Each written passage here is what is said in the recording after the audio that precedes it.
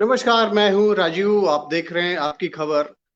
और इस समय जो सबसे जरूरी चीज है कि आजादी मिले तो कई दशक बीत गए, यानी कि शतक होने वाला है।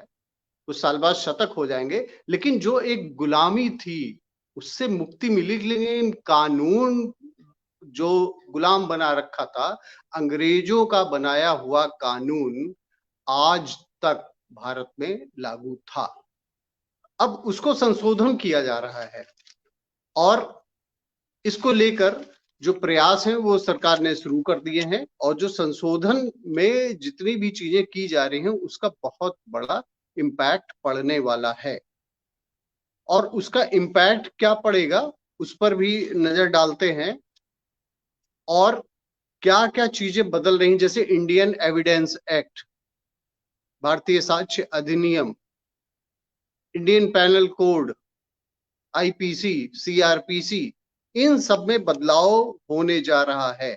और बदलाव जो होने जा रहा है उसमें अब इसका नाम जो होगा, नाम होगा भारतीय नागरिक संहिता, भारतीय न्याय संहिता, भारतीय साक्ष्य बिल सरकार की ओर से लाया जा रहा है। अभी इसमें लोगों से राय मांगी गई है और पहले के जो राय मांगे गए थे उस पर विचार होगा। और आईपीसी सीआरपीसी की जगह जो ये है नाम भारतीय न्याय संहिता, भारतीय नागरिक संहिता, ये ले लेगा। अब क्या वो केवल क्या नाम ही बदल रहा है या इससे फर्क क्या पड़ेगा? तो इससे फर्क ये पड़ेगा कि जो ट्रायल था वो स्पीडी हो जाएगा। जो अभी ट्रायल चल रहे हैं, वर्तमान में जो चल रहे हैं, उस पर तो असर नहीं होगा। लेकिन आने वाले समय में जब ये कानून बन जाएगा तो नए कानूनों के तहत ही मुकदमे दर्ज होंगे और जो सुनवाई थी वह फास्ट हो जाएगी। तो इसका ये बहुत बड़ा असर पड़ने जा रहा है। तो भारतीय आईपीसी और सीआरपीसी में जो बदलाव होंगे उसमें आइए हम देखते हैं। जो ये एनबीटी की जो रिपोर्ट है उसमें ये बताया गया कि भारतीय नागरिक सुरक्षा संहिता, इसमें 533 धाराएं होंगी, 533। सीआरपीसी में 478 थी। 160 धाराओं में बदलाव हुआ है। 9 नई धाराएं जोड़ी गई हैं और 9 हटाई गई हैं। और जो न्याय संहिता है, मतलब सीआरपीसी जो था, इसमें सॉरी, आईपीसी जो था उसमें 356 धाराएं होंगी। आईपीसी की 511 धाराओं की जगह पर 356 धाराएं होंगी।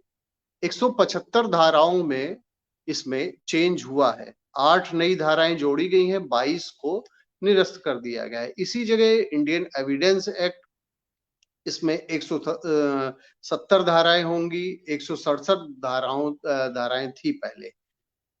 23 धाराओं में बदलाव किया गया है। एक नई धारा जोड़ी गई है, 5 हटा दी गई है। तो कुल मिला के ये जो पहले से कानून चला आ रहा था।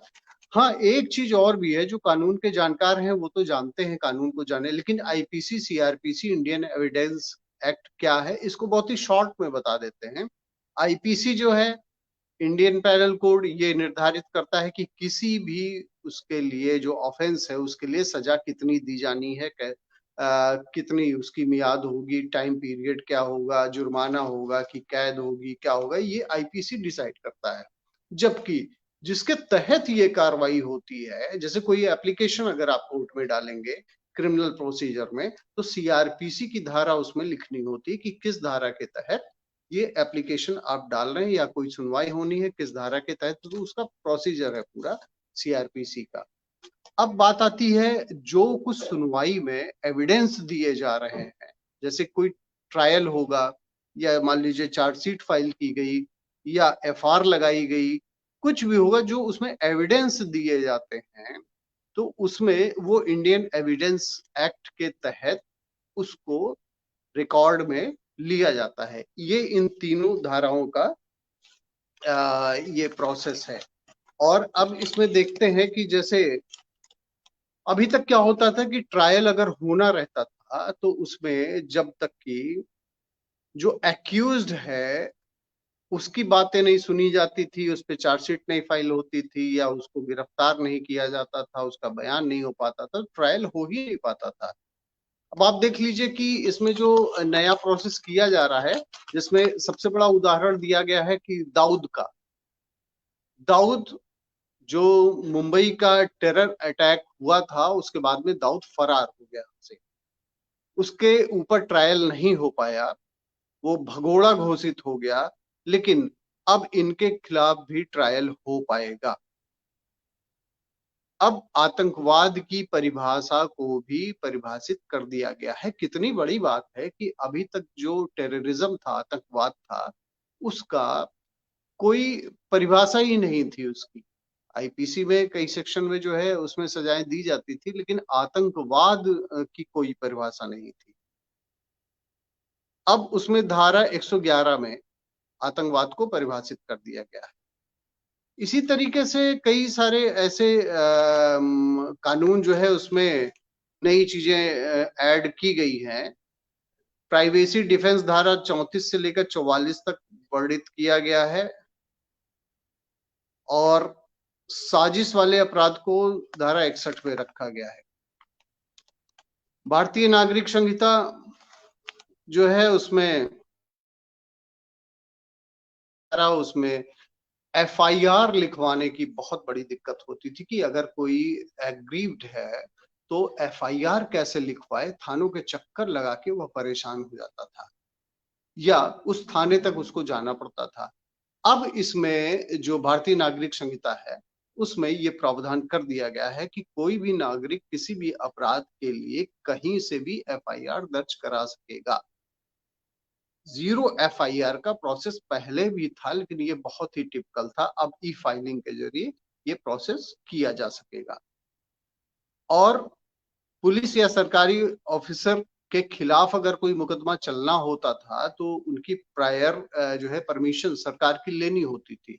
कई कई साल तक, दशकों तक ये पेंडिंग ऐसे पड़ा रहता था, और सरकारी अधिकारी कर्मचारी जिनके ऊपर करप्शन के केसेस थे, कुछ भी जो केसेस पेंडिंग उनके ऊपर चल रहे थे, वो ऐसे ही पेंडिंग बने रहते थे क्योंकि सरकार से अप्रूवल नहीं मिल पाता था। लेकिन अब जो प्रावधान किया गया है कि 120 दिन में अथॉरिटी को सैंक्शन देना होगा।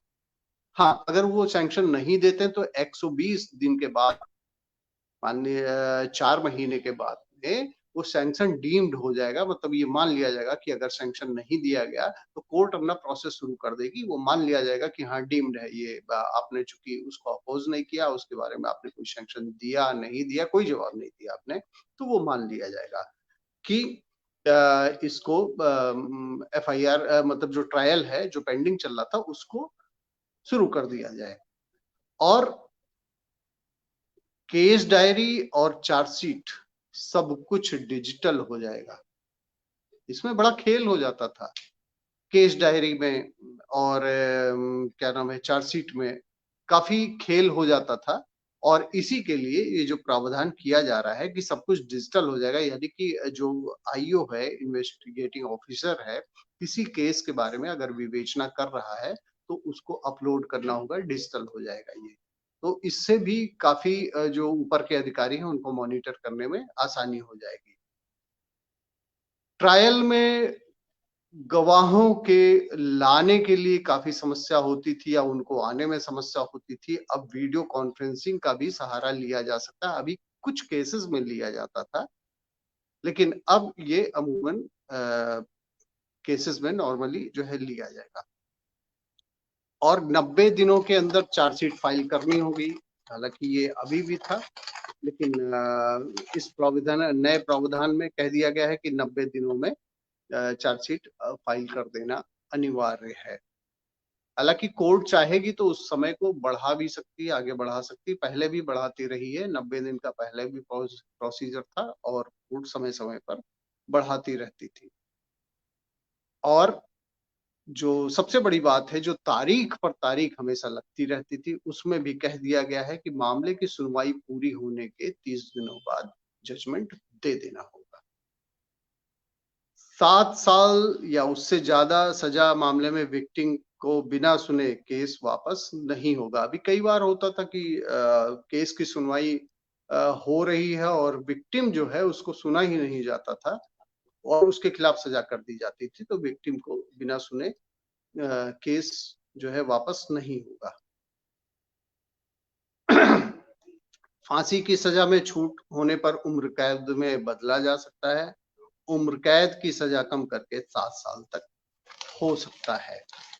लेकिन इन सब के बीच में यह भी कहा जा रहा है कि नए कानून लाए तो जा रहे हैं, लेकिन क्या इतना आसान होगा उसको इम्प्लीमेंट कर पाना?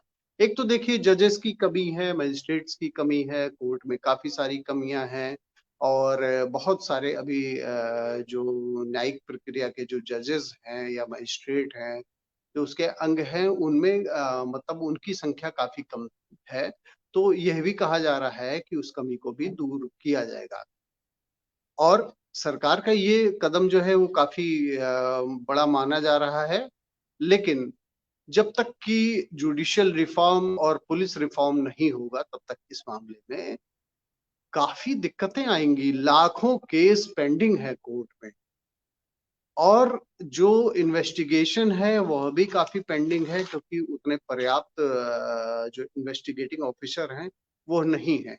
ऐसे में क्या करना होगा कि सरकार को एक तो जो पुलिस बल है उसको बढ़ाना होगा और दूसरा क्या है कि जजेस की संख्या बढ़ानी होगी जिससे लोगों को न्याय मिल सके। हाँ, एक चीज और है कि सरकार का कहना ये है कि ये जो चेंजेस किए जा रहे हैं ये लोगों को दंडित ना करके न्याय दिलवाने की प्रक्रिया पूरी की जाएगी। लेकिन कुल मिला के ठीक है, वो जो 1860 का कानून था, अब धीरे धीरे इतने साल बाद जाके अगर उस पर चर्चा हो रही है उसको चेंज करने के लिए, तो आने के बाद में अगर कुछ थोड़े बहुत कहीं कुछ कमियां रहती हैं तो सुप्रीम कोर्ट है वो कुछ ना, आज तक इतने दिनों बाद भी कहीं ना कहीं कुछ ना कुछ जो है परिभाषाएं जो है वो उसमें आती रहती हैं, रिफॉर्म्स होते रहते हैं। लेकिन अगर कानून में ये प्रावधान हो जाएगा तो रिफॉर्म्स होने में काफी सारी आसानी हो जाएगी। बहुत बहुत धन्यवाद आपका, आपकी खबर देखने के लिए।